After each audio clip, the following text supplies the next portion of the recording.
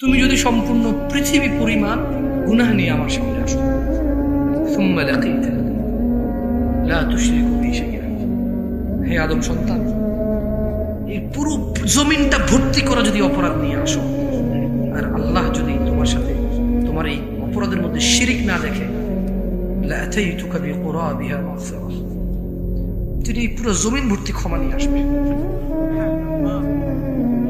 আলিম পাড়ার মানুষ আল্লাহকে ভয় করো, আল্লাহকে ভালোবাসো। ছেলে সন্তানের মোহে আল্লাহর দাওয়াতকে অস্বীকার করো না। ছেলে সন্তানের মোহে আল্লাহর এই দয়ালু ভাবকে প্রত্যাখ্যান করো না।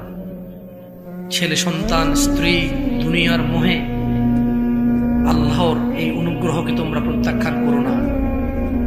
জেনে নাও আলিম পাড়ার মানুষ, ইয়াউমা লা ইনফাউ মালুন ওয়ালা বানুন, সেদিন কোনো কাজে আসবে না তোমার সম্পদ আর তোমার সন্তান।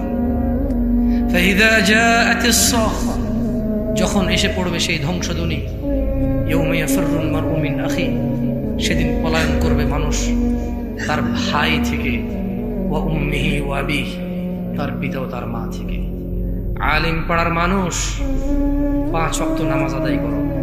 ওয়াল্লাহি তোমার 60 বছরের দাপট আলিম পাড়ার হওয়ার কারণে, বাংলাদেশের গাজীপুরের হওয়ার কারণে তুমি নিজেকে আজকে আল্লাহ তোমাকে কথা বলার শক্তি দিয়েছে বলে মুসলিম দাবি করতে পারো।